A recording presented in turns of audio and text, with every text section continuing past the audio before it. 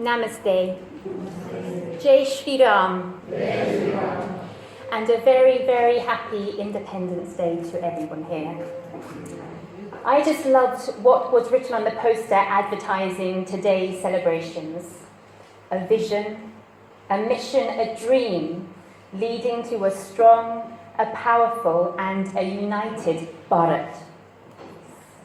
It cannot be doubted that Prime Minister Modi has this vision and is making excellent progress towards making it a reality.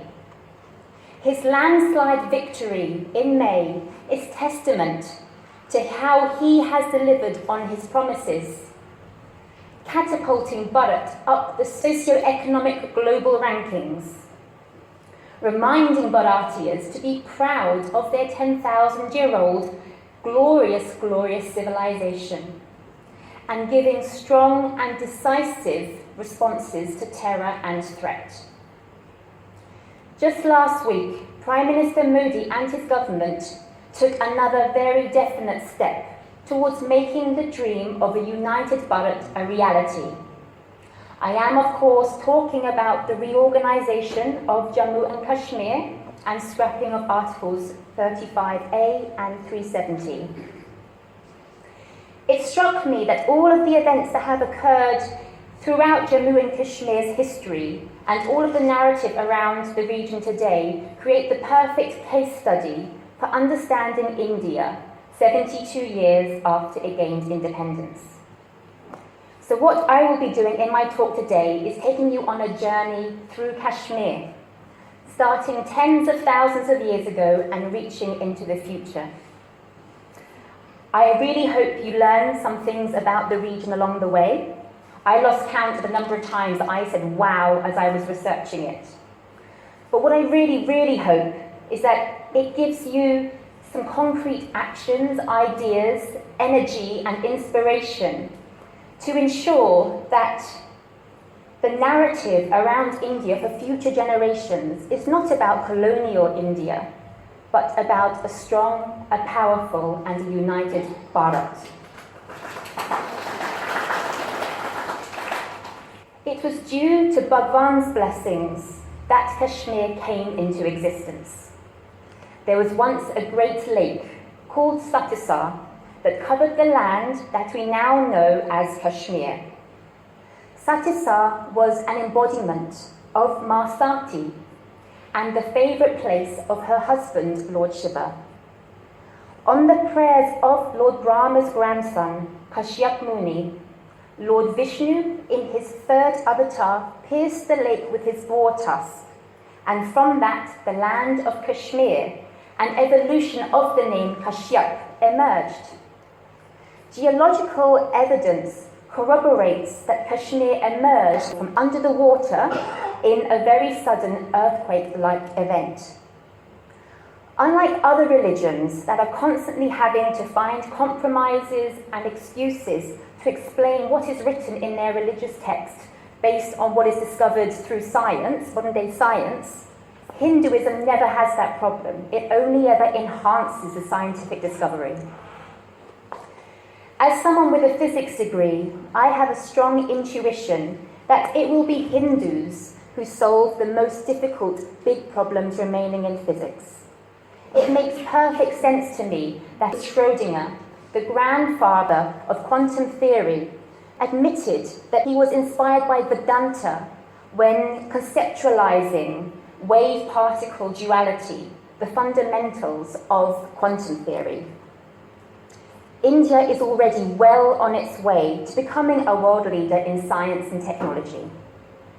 In 2014, it became the first Asian country to successfully launch its Mars orbit mission with Mangalyaan.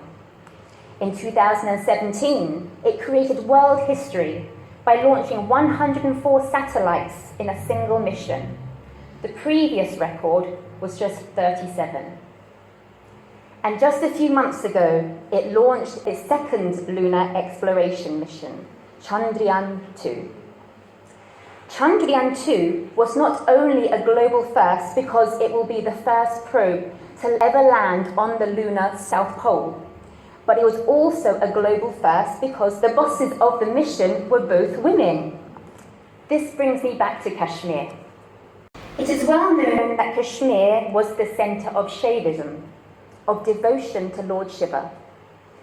But as every true Hindu knows, Lord Shiva cannot exist without Shakti, the divine female.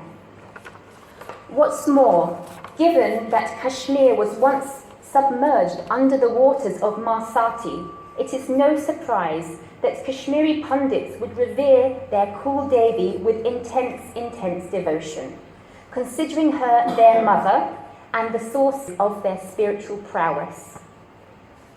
For generation after generation, Kashmiri families would visit the temples, worship the murtis, and make the pilgrimage dedicated to Ma Durga's various incarnations, and particularly to Ma Sharika and Ma Bhavani.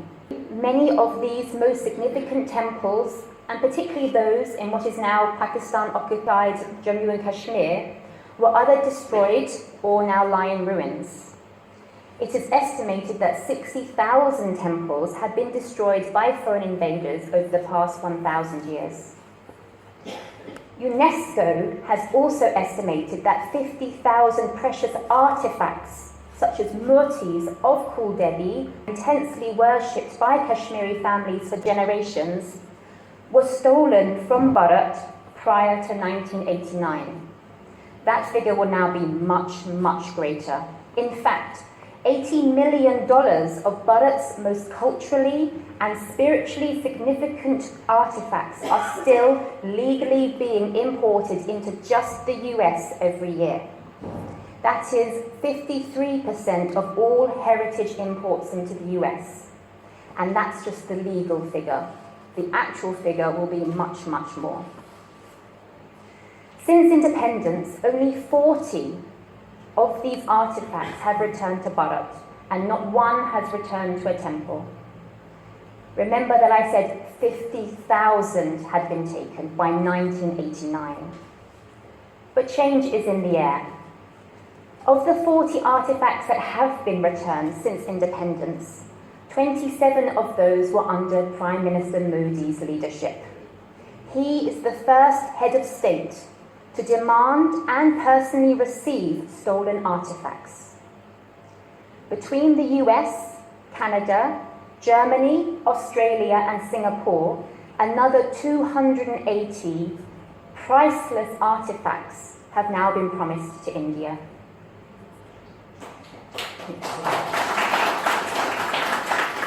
But you will have noticed a key country was missing in that list.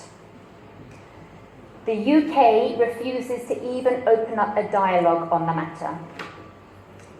The chairman of India Pride Project, a voluntary organisation doing excellent work to raise awareness of and the need to fight to bring our gods home, tells me that he has seen families of Bharatiyas sobbing in intense distress upon seeing the murti that their family had revered for generations locked in a glass cabinet in an obscure corner of the British Museum. So the India Pride Project launched the Gods in Agony project on social media to highlight the plight of Bharat's deities forcibly stolen under colonial rulers. They also helped to create a high-quality documentary called Blood Buddhas, featuring Dr. Swami on the same subject. When France has promised to return the artifacts that it stole from Africa, is it not time that Britain returns what it stole from Bharat?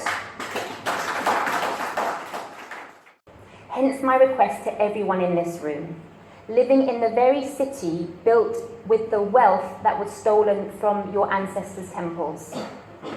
Spread the word about the crime to your family and your associates. Contribute to India Pride Project's Gods in Agony project by protesting against the British Museum on social media.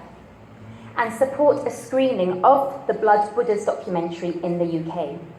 Let's work together to bring Bharat's gods home.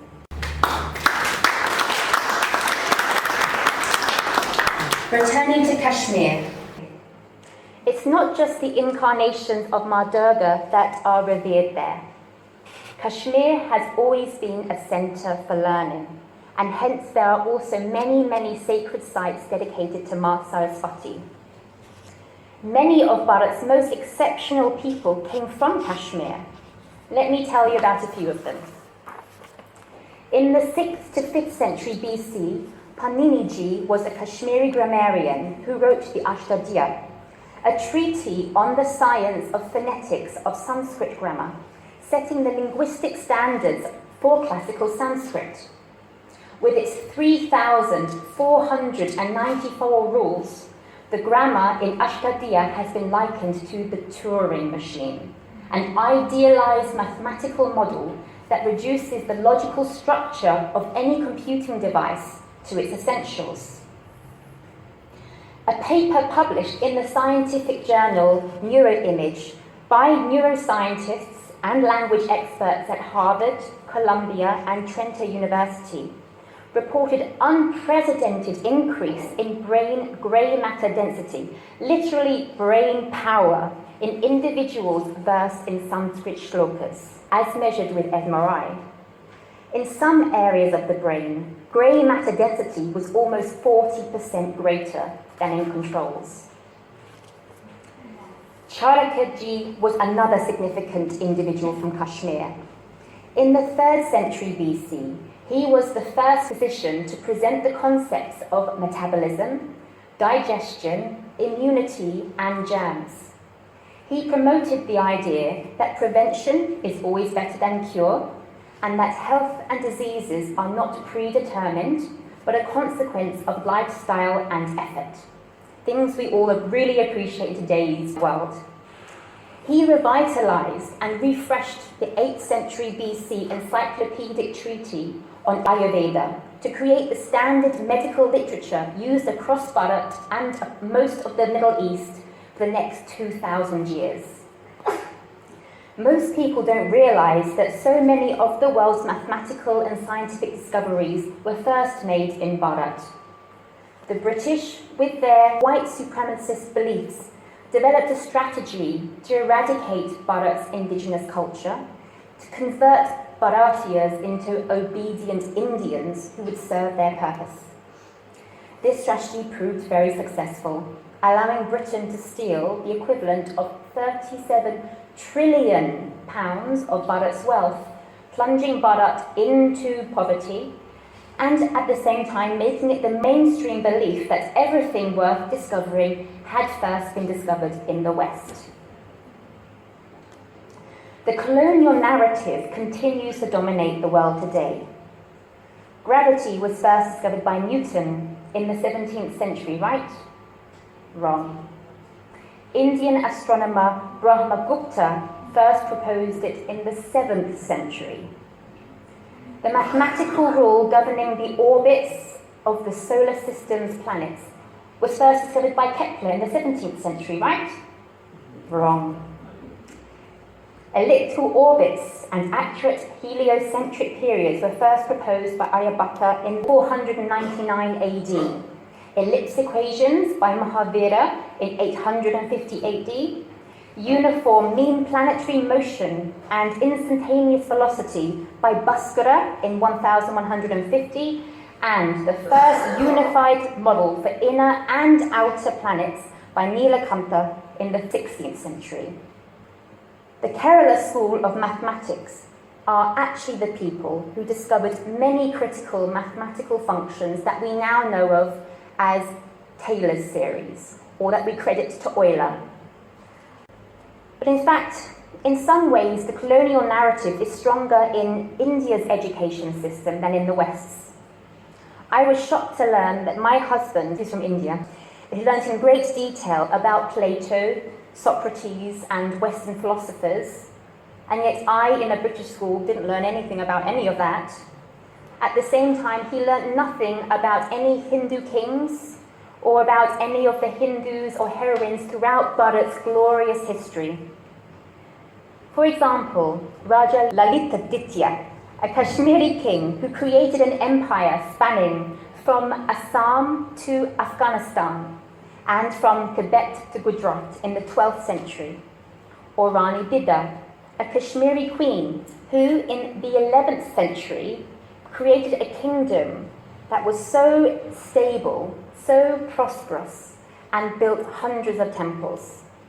She is credited with delaying Muslim invasion in Kashmir by decades, even after her death, because she left behind a legacy of such a strong army that Mahmud of Ghazi's army was decimated on the 2 occasions that he tried to conquer the region.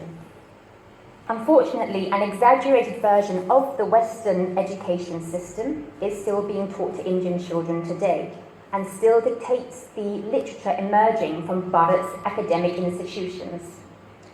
I say exaggerated because it is largely under the control of communists, people who are anti-national security, anti-growth, and anti-Hindu. Minority schools enjoy reduced taxes and scholarship privileges, but Bharatiya children are taught to glorify and feel thankful to the very invaders who raped, pillaged, and murdered their ancestors. There's no 2 ways about it. This madness has to stop. Until Bharatiyas understand their history and feel pride in their culture, their civilization, and themselves, how on earth can Bharat attain its full potential, to become the Vishwa Guru that shows the world how to live sustainably, healthily, and using the full potential of the human mind and spirit? There's no doubt, as I said, that Modi ji is doing an excellent job to create a stronger, a more powerful, and a united Bharat. I really hope that overhauling the Indian education system is high on his agenda. Returning to Kashmir. After centuries of unwavering adherence to the Hindu principle of Atithi Devo Bhava, or welcome the guest as you would welcome God, from the 14th century onwards, Islam gradually became a dominant religion in the area, and injustice on non-Muslims intensified. They were forced to pay taxes if they were not Muslims. They were forced to convert. And many temples were destroyed and dirty stolen. Sultan Sikandar was particularly ruthless. In the area surrounding just one temple, he ordered the murder of 100,000 Hindus and earned the title of Batshikam for destroying so many murtis. Recently, the UN Security Council declared antiquities theft as a major source of funding for ISIS terror. The example is given that the theft of one murti can finance 12 Paris-type terror attacks by ISIS. You will all be acutely aware that terror attacks have been commonplace in Jammu and Kashmir for decades. I dedicate the next few minutes to set the record straight about this region in modern times. Way back in 1940, the British had decided to partition India because India was refusing to help in World War II unless Britain promised independence. Britain wanted to keep an ally in the region against Russia, so in 1947 they created Pakistan, a Muslim country, in exchange for loyalty to Britain.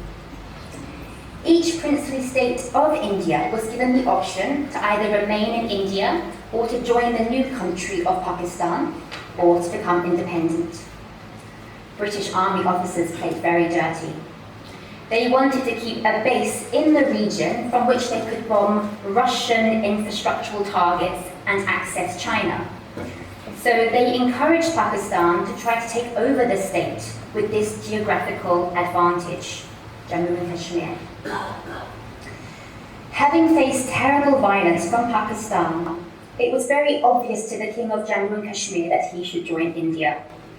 The accession to India was signed by both the King and the British Governor of India, bringing it irrefutably into law. But once again, the British Army officers played dirty. 5 days after the accession, they arrested the governor of Gilgit-Baltistan and forcibly planted the Pakistani flag on Indian soil.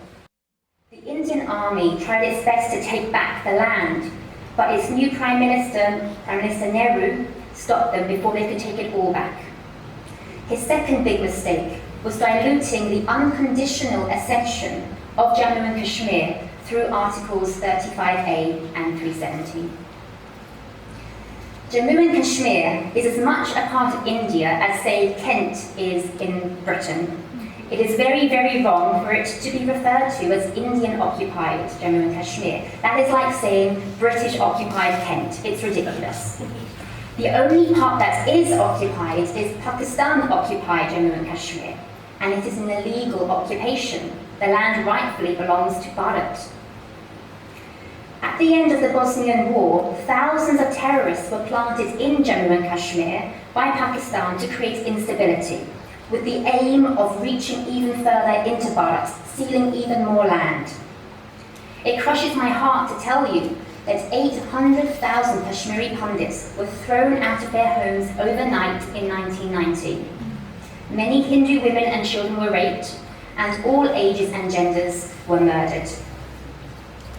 India pumped money into Kashmir, and on the face of it, and compared to some other Indian states, it actually looks like it's performing quite well on economic metrics.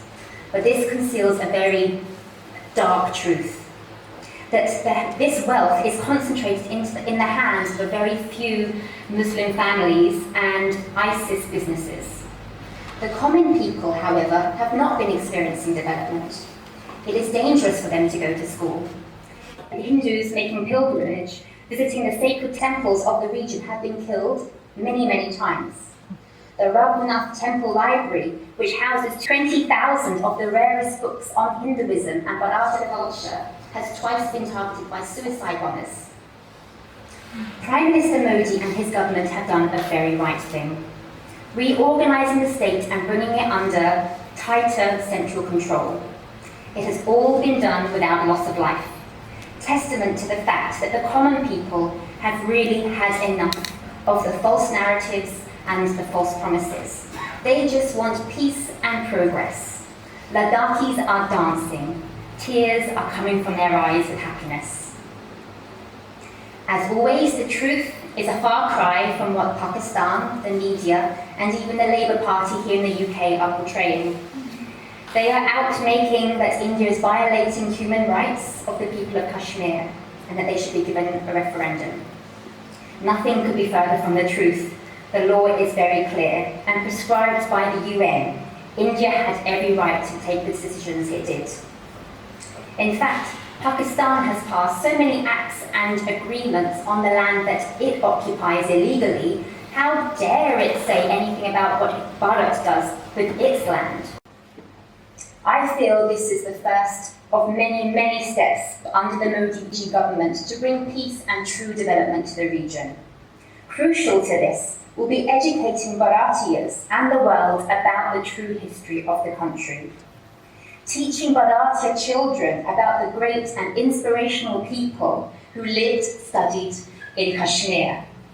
Re-establishing the region as a centre for learning, encouraging the ancestors of the Kashmiri Pandits to return, restoring and renovating the temples and returning the murtis and other treasures. As Bharat's first great historian, the 12th century Kahana once said, Kashmir may be conquered by the force of spiritual merits, but it will never be conquered by soldiers. I hope seeing Bharat through the lens of Jammu and Kashmir and told from the objective viewpoint of someone uncorrupted by the Indian education system and the media has been thought-provoking.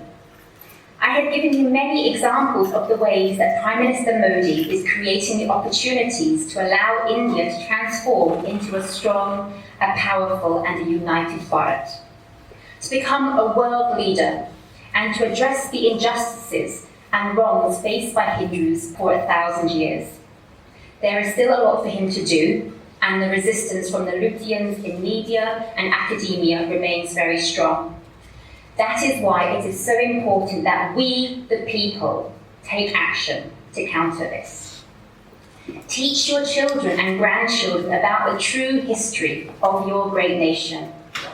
Teach them how to be critical of the media, and teach them to be activated when the media, politicians and institutions are supporting untruths and undermining and discrediting Bharat.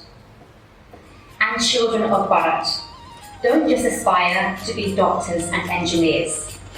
Aspire to be scientists working at the Indian Space Research Organisation.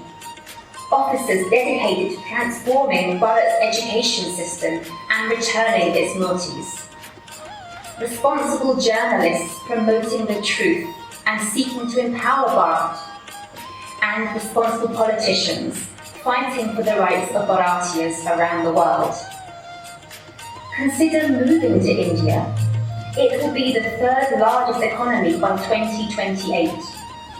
In just the first 4 years of Modi ji's leadership, India leapfrogged from 142nd to 77th place in the global rankings on ease of doing business. Average GDP has jumped from 6.7% under the previous Prime Minister to an average of 7.6% under Modi ji's first term. In my job, my day-to-day job, advising and supporting British medical technology companies with market access, I have noticed a very clear shift. India is now number 2 on their international market wish list. My husband and I can't wait to move to Bharat in a few years, and hopefully some of you will join us. Jai Hind, Jai Shri Ram.